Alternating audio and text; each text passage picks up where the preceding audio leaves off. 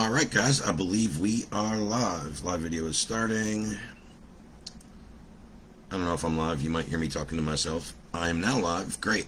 So, guys, as you guys heard me talk about in some posts and videos, and what you're going to see here on the screen at the top in the title is really what I want to cover is the current high-ticket industry overall landscape, right? And I talked about some of the main messaging and phrases and hooks you're hearing, topics of discussion from other influencers and gurus and experts in the space, what we're seeing in ads and copy and messaging, what's behind those, how true are those, and some of the big ones I think I highlighted. The three that we're going to really dive into was, AI is going to replace all kinds of reps. How true is that? How long is that going to be? So we're going to go through all that stuff. Number two, one of the big phrases and topics I've been seeing a little bit about this week, and I know almost, I'm pretty sure on all three of these, I know kind of the guru or influencer or marketer who did this first. And then you see it talked about in other posts and other groups, right? Once somebody does it, something's posted in Russell Blunson's ClickFunnels group or something happens controversial with him, and people are talking about it everywhere, right? So very similar in this manner. I'm pretty sure I know who and where all these originated from. I think this one is the most recent, but yeah, we're hearing some of 50K deals are easier to close than 5K deals. Another one from a few months back, but I remember the first ad and kind of who started this, and this was more of kind of, again, an angle and a hook and a little bit of a scarcity tactic, but that's the high ticket industry is dead, right? So there's a lot of confusion in there, as I talked about, and as it kind of says here on the screen, right? In terms of those current narratives and what's going on, there's a lot of misconceptions, self-interpretations and assumptions being made. Also, by the person or the messaging or the approach and the psychology behind it, which we're going to, dive into, that leads to also understanding the objectives, the messaging, how effective it is, and how to really gauge that. And kind of what I want to talk about and elaborate on, so, all these topics, so this really makes sense for people. That's the biggest thing I've seen, and why I like to do these, is when I see a lot of, misconceptions and a lot of false narratives. Like, somebody says something, then it's like, is this true? What does that really mean? And then there's a different aspect to it, a different component. And the number one overlying thing with all of these aspects is, right off the bat, people are saying this and it's just grabbing attention, right? So that's what we do in any type of marketing is the first aspect, whether I'm running an ad, an email, a post, creating video content. First, I got to capture somebody's attention. So we call it the lead-in or the opener, or as people say in video, the first 3 to 5 to 8 seconds is where you got to grab their attention to see if they'll watch the full minute or 5 or 10 minute, clip or piece of content.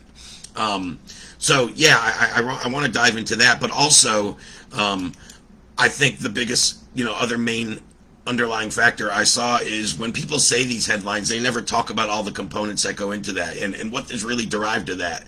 And they know it, and they probably think, maybe not. I used to tend to think a lot of people this stuff was obvious for, but maybe it's less, obvious than I thought for mass audiences and more entry to mid-level sophistication or awareness levels of a prospect. But they're just really leaving a lot of things unsaid and not talked about for people to figure out and assume.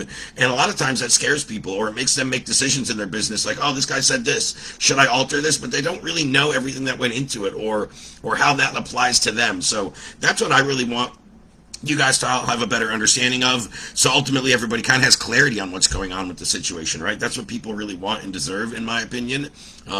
Delivering value comes in a lot of ways, but one way is clarity, right? When people aren't certain or clear on what's going on, they make bad decisions. Sometimes they hesitate from making decisions.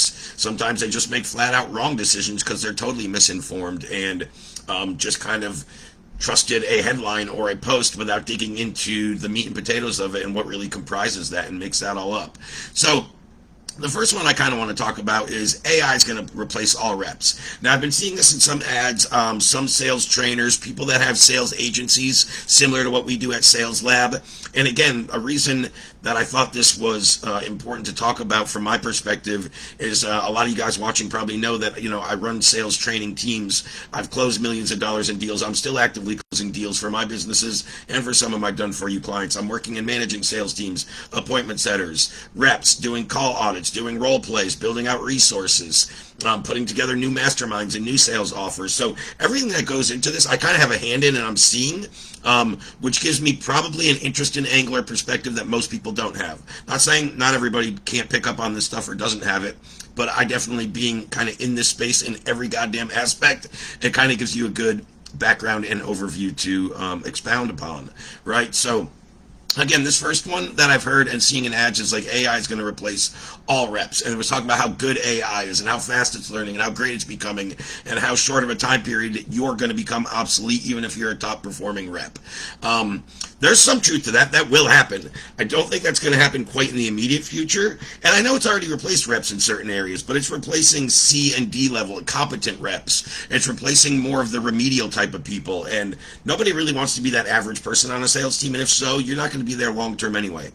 Because, middle to bottom performers never last in sales. It's always those top performers, because at some point you're not going to meet quota, or you're not going to be making the right amount of commissions because you're not a top performer. And that's what really excels in those industries. So I'm gearing this more toward top performer, A and B player reps that have the potential to level up to an A plus rep.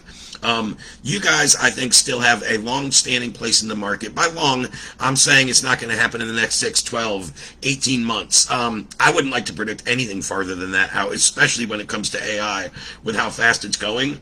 And it has made great strides, and we use it in certain aspects of our business. We have chatbots, we use call softwares in certain things, but we would never send a high-ticket deal to a sales call per se, using that technology right now. We just wouldn't. It can't replace our top reps, and I know that for a fact. So what I want to look at here is like, what is the time frame? As I just talked about, 6, 12, 18 months, probably easily.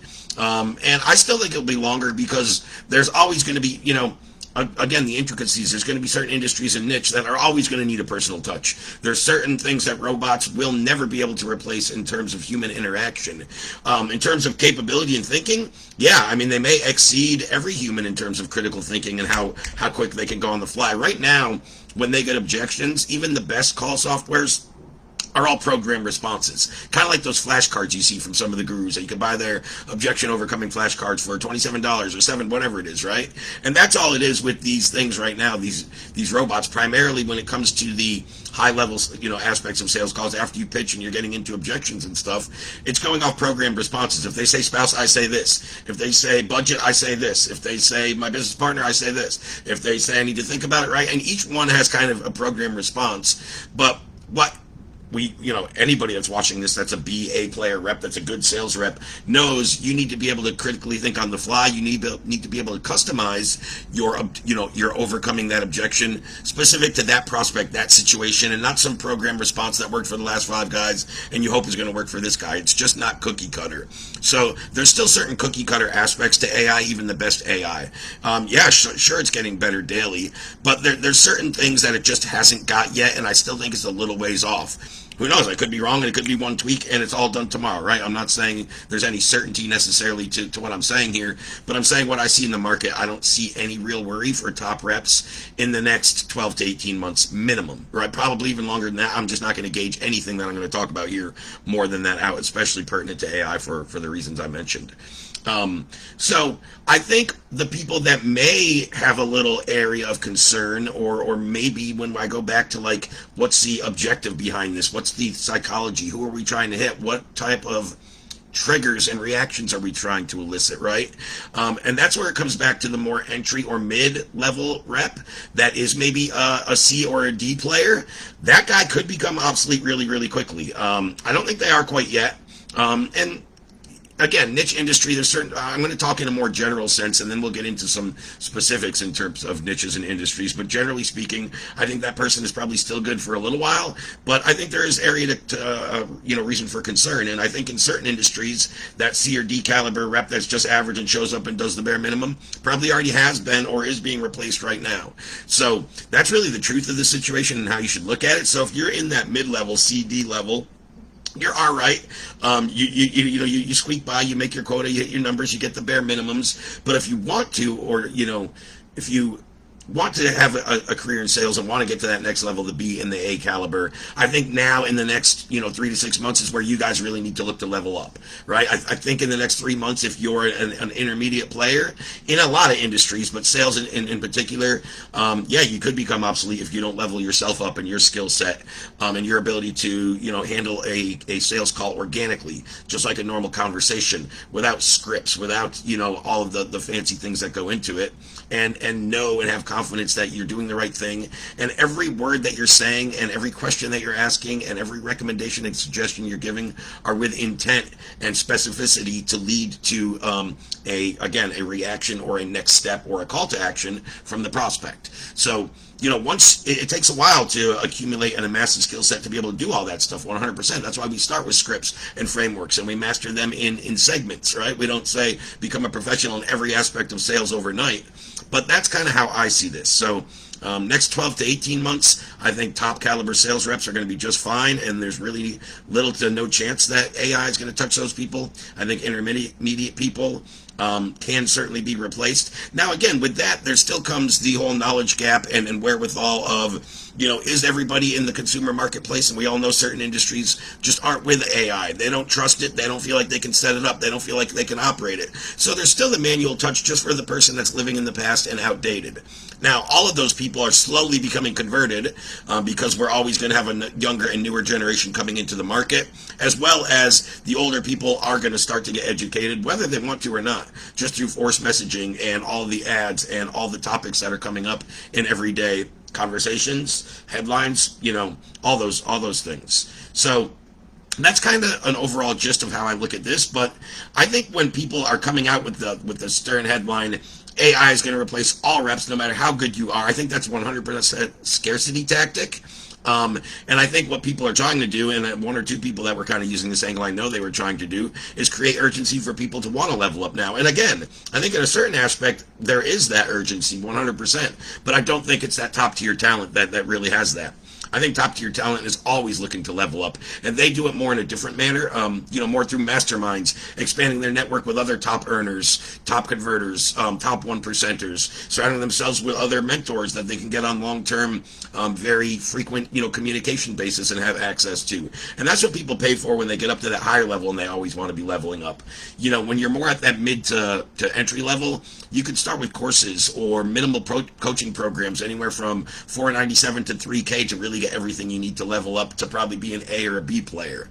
And I think people are trying to get you into their $10,000 to $20,000 programs right now on an urgency tactic in some places where that's probably not needed. So yeah, that's kind of how I look at that one in all aspects. If I scroll back up just to give myself a reminder, we just covered narratives, misconceptions, assumptions, objectives, messaging. I think the effectiveness is good here, but I think out of the three we covered, it's probably least effective, this kind of scarcity urgency message.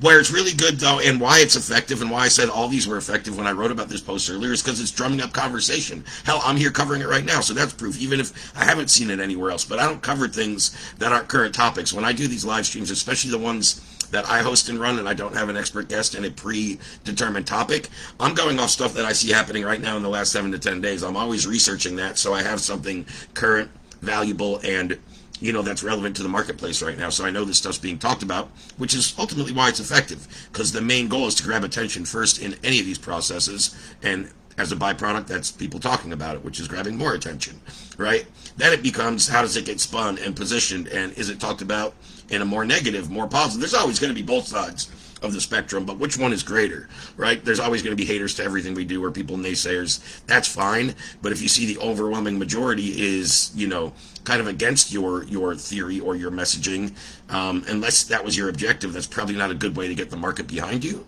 Certain campaigns and objectives, it's great to ruffle some feathers. Sometimes you're trying to go against the grain and you don't want the business or the competition. You're creating a new marketplace, but all that stuff comes into play. So I think there's pretty good understanding there, right?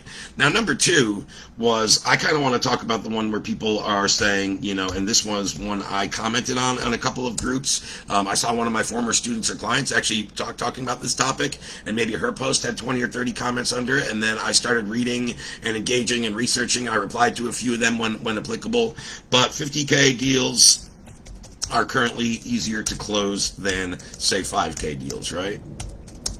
And again, a lot left unsaid to that, and there's a lot that goes into that. But hold on.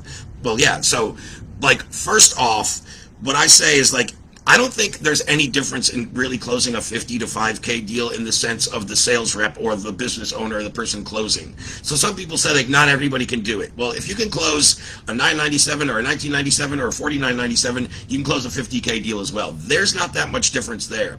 I think the biggest difference with these 50K plus packages, and as you guys saw me talking about with some of the screenshots in the stories on some of the posts, or I can bring them up and show some here if I need to, our team is closing 70K, 95K, 112K, 50K plus deals, right? So it's certainly happening, and in one aspect it's easier, but where I think the real differentiator here, and the first thing you need to think about when even hearing it and kind of processing that statement, is how many people can actually craft an offer or a product that warrants a 50K price tag and delivers more value than 50K, right? Because you never want to price your package at the market value. You want to create the market value and then over deliver on that, right? And deliver, somebody will come back and say, I should have paid 100 grand, 200 grand, 500 grand, whatever that number is.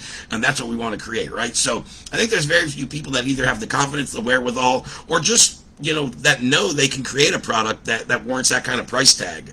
So I think that's where, again, the number one thing I saw when I heard people talking about this is like 50K deals are currently easier to close than 5K deals, was like, well, not everybody can do that.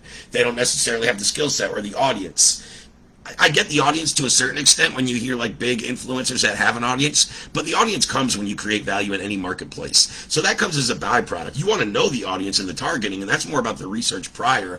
But I wouldn't say just because I don't have an existing audience and a brand quite yet, I can't create something of high value, bring it to the market, and start to grow that, because you can. Sure, it's easier when you have a pre-existing audience, and it would be dumb not, to say otherwise. I'd just be lying to you. But it's not a necessity. This isn't only working because somebody has an audience. It's working because they're really structuring something of value that's delivering results or solving a big problem that people are willing to pay 50K and up for, right?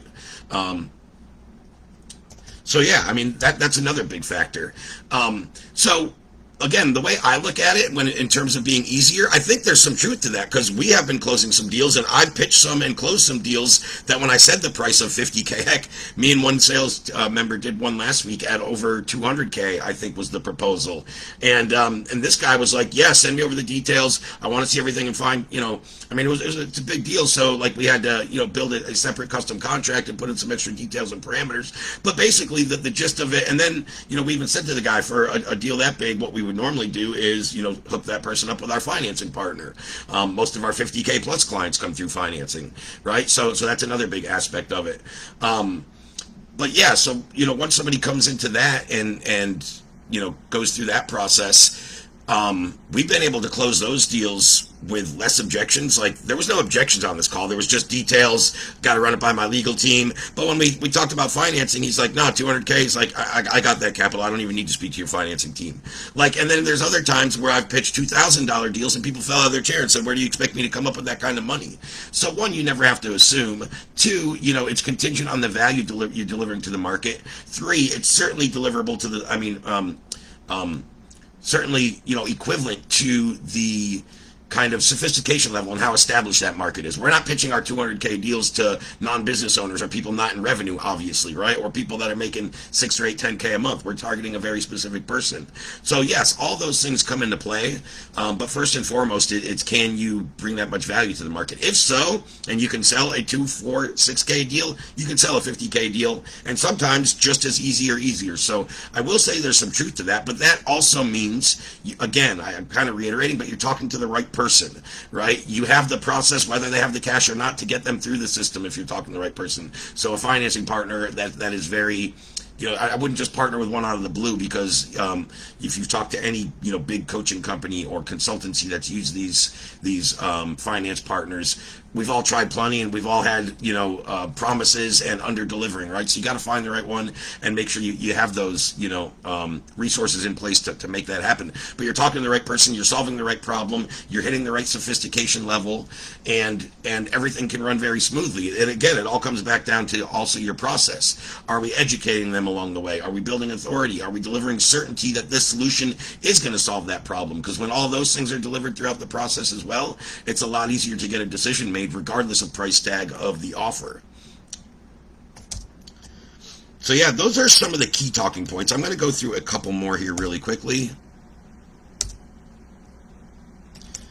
But the only aspect, again, that I think becomes easier is I just think when you're selling those deals, again, it's very specific to the industry and the sophistication level. So I'm talking to the right person, and that right person, A, has the capital, B, has the credit or the foundations to be successful, and C, they're willing to invest, and they know that the return that they can get on said investment. So, for instance, like our deals that I talked about at 70K and 95K, 112K, we're building out full agencies for people. We're giving them the deliverables, the platform, the SaaS, the fulfillment. We're building their funnels. We're running their ads. We're building their VSL. We're building their pitch deck. We're landing their sales team. We're building out their GHL, their automations, their flow, their message. Every aspect of the agency, we're basically building from scratch. So when somebody sees what they can charge per client and what they invest one time for under 6 figures, they know that very, very quickly 6 figures is going to come back to them. And then after that, everything on top of that is just going to be building a future business in a marketplace and with a product right now, in our case, that we're offering that is really cutting edge and it can't really be replaced or knocked off, and there's not a whole ton of competition. So you're in a low saturation market with a high effective product, solving a big problem where people can see a clear ROI. Like when they have clarity on all that stuff and all that's done, it's not that hard to close these 50, 75K, 95K deals. And objections are going to be much less and much different. They're just going to be much more analytical. Like if I didn't make it make sense or something didn't line up in terms of the numbers, that's going to be more your objection than I need to think about it. I need to run it by my wife. Now again, big financial decisions, there's business partners involved and all those things you need to figure out. But some of those are some of the aspects. The last one I really want to cover and talk about before I kind of recap and give a little more insight is, and I first saw this in a paid ad campaign from a guru or, successful, 2 Comma Club award winner, multi-millionaire, 10 and 20 million dollar consultancies and industries. I saw his paid ad where he like popped in front of the camera and did a little scare tactic and one of those pattern interrupts and high ticket is dead, right? And just tried to alarm people. And obviously that was great to like grab attention. Then people are like, what the hell is he talking about? So they're going to listen longer. But that was said 100% with like, A, it's not dead. It won't be dead. It'll never be dead. There will be changes and it will alter and people need to adapt and people need to start utilizing certain tools or leveling up their skill sets, but it's not going to be dead. It's never going to be dead. Even if it becomes all AI someday, somebody is still purchasing and making a decision and processing money for 10, 20, 50K. There's still cars being sold. There's still businesses being sold. There's still high ticket services out there. So high ticket deals are always going to be around. It can never be dead for one. And what they're elaborating on and diving into your head is the high ticket rep landscape is dead. And it really did hit a height. I would say 2017 through 2022 were probably the best 5 years that I'm aware of to be, a high ticket rep selling, consulting, coaching, courses, mentorship, masterminds, all that type of stuff. It's changed. It's still become more lucrative every year for our companies. So something isn't changed that much, right? We've altered and built out more and I think more established companies do this, more of our ascension model, and we have things in all of our brands from as low as $7 free, $97, up to, as I said, north of 100K, and a 200K proposal went out last week. So again, so that's also part of it. High ticket isn't dead. If we were solely high ticket, we went away from being a solely high ticket company and just kind of operating off our one core 6K program back in 22 is where we really kind of deviated from that business model. But it's still great to have a core high ticket offer. I would always recommend, and I'm surprised we kind of ran off one core offer for a full year, because you should have spin-offs and downsells and upsells and back end, and little components of that program that you can take off and send in promos or chunks for your market that can't afford your full flagship program. So there's so many different variables and ways to spin off of your high ticket product.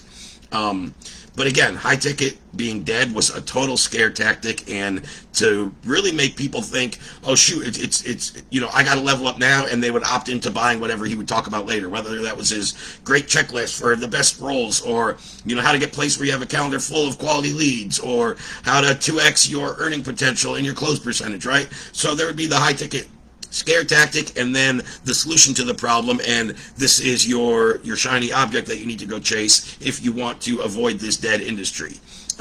So again, but that one, again, all three, and why we're talking about them is because they garnered attention and people are talking about them, and people did do a lot of those kind of what I call just reactions, like kind of fall back out of their chair, like high ticket's dead, oh my god, and then for a second their brain catches it, and then it all depends on, do they go through the marketing and do they actually believe this guy, and is he believable? Do they have their own critical thinking, where like the first thing I thought when I heard that title, I laughed and said that's BS, right? I don't know if that's what most people think when they hear it. I would hope, but I think a lot of people still just get alarmed by it, and they want to hear more, and they get intrigued, and that's the real goal of it, right?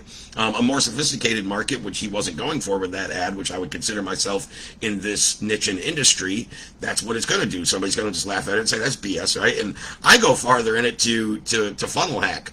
To see what is tacky about the copy, to see what's BS in there, to see good talking points, to see what's happening in the industry. Because if you're not always knowing that and having your finger on that pulse, is the day you become obsolete and you get surpassed by somebody else who is doing that work. So all those things come into play there as well. But yeah, I just want to kind of go back and kind of recap. I think on all three of those I really hit objectives. I can go into objectives probably a little bit more.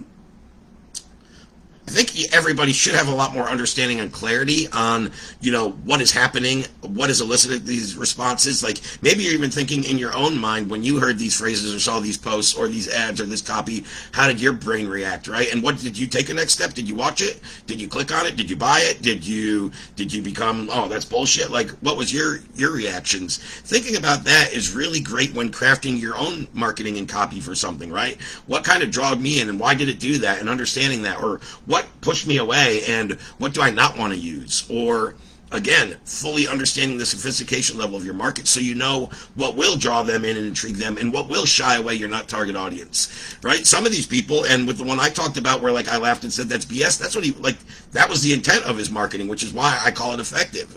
I think the lower sophistication people and the people that just got caught off guard by that message and that hook stay intrigued, and they listen longer, and they're curious, and they probably fall into the messaging that happens afterwards with the psychology and the copywriting that goes into the rest of the funnel. But early on, like, they want to shy away their not target audience and have them laugh, because they don't want people funning and hacking them, going further for their funnel, booking calls if they're not their ideal person anyway. So that's always something to keep in mind with all this messaging and objectives. And when you're crafting your own, are we thinking that, like, hey, is this sinking in, and is this hooking in and intriguing my target audience, grabbing their attention, eliciting a response, whatever? Or, hey, is this like cringeworthy, right? And who's thinking that? The more sophisticated, the less sophisticated audience. And understanding that is really going to give you guys a lot of clarity for any aspects of marketing and copy. In terms of being a sales rep, if you are a C player or better right now and willing to level up, you still have all the opportunity in the world for the next year or two to make plenty of money. And I would venture to guess long beyond that. So I wouldn't kind of get my panties in a bunch, for lack of a better phrase, and just fall into total scare mode or think you're going to become obsolete overnight. If you're, a C player or below, you don't really care about leveling up, and you're only doing the minimum, yeah, I would be concerned. And, if that's kind of your mantra, for lack of a better phrase, you're not probably a very attractive employee or candidate for most business owners anyhow, because nobody wants people to do the bare minimum. The bare minimum is what needs to get done to get the result or get the project done or get the mission accomplished, right? But we can get it done faster, better, more efficient. There's all kinds of ways to improve upon that, and that's what people are looking for in their own businesses. And when somebody, a candidate or an employee, goes into a role, they should want to be better. So it should be something that they have a passion for, or they see the potential, or how lucrative it can be, so it lights them up and they show more hunger and ambition. But yeah, so that's what I really wanted to cover today. I usually keep these somewhere between 30 and 45 minutes. They go a little quicker when I'm just jabbing, especially a mile a minute. I don't have a guest on to take up, half or more of the talking time. And I'm not really asking questions because now that I do these not through Zoom currently, while I haven't quite got that all figured out in the group, I don't have an interactive audience here to be spinning questions back and forth. What I try to do is when I'm explaining or elaborating this, in a live stream like this, or creating a video, or whatever it's for, it doesn't really matter. I'm trying to think of the questions people would be asking, though, as I'm talking about it. And that's why sometimes I go off in little tangents or get sidetracked. I have one thought and then I'm like, oh, people might ask this, right? Where normally I already know that and I could just keep going, but I'm trying to kind of cover all my bases and think of the questions. That's why I always love doing Q&As, though, because there's always stuff I don't think of. That shit, I could have covered that better. Oh, I shouldn't have thought that was taken for granted, that people knew that, and next time I talk about it, I need to elaborate. So when I'm doing any type of thing, teaching a lesson, talking about topics, I'm kind of involved in or have somewhat of an expertise, I'm always trying to learn and get better and take, market feedback and constructive criticism as well. So yeah, hopefully this was really, really helpful, but I just want people to have some better understanding. Really fascinating topic when you think about everything that goes into it with the, misconceptions, psychology, interpretations, assumptions, objectives, hooks, messaging. Like, this stuff fascinates me, but I guess that's what happens with people that are, big into communication and sales and digital marketing and understanding copywriting and conversions and effectiveness. So that stuff kind of fires me up. If it doesn't fire you up, this stuff is probably boring, and I doubt you're still watching, right? So anyway, nice talking to you guys. Let me know if there's anything else I can do to help. Or if you did have any questions, please comment under the live so I can come back to you and, write your response, create a quick little video. Maybe I have a resource I can send you that would be really valuable. But if there's anything I didn't cover or any questions, or if you're watching the replay on YouTube, like the video. I doubt anyone made it this far, but if you did, like the video. And again, would love to hear your takeaways or any questions or anything I dropped of value. It's always great to just interact and get feedback. So thanks, everybody. Enjoy the rest of your Thursday afternoon, and we'll be jamming here with a new guest next week.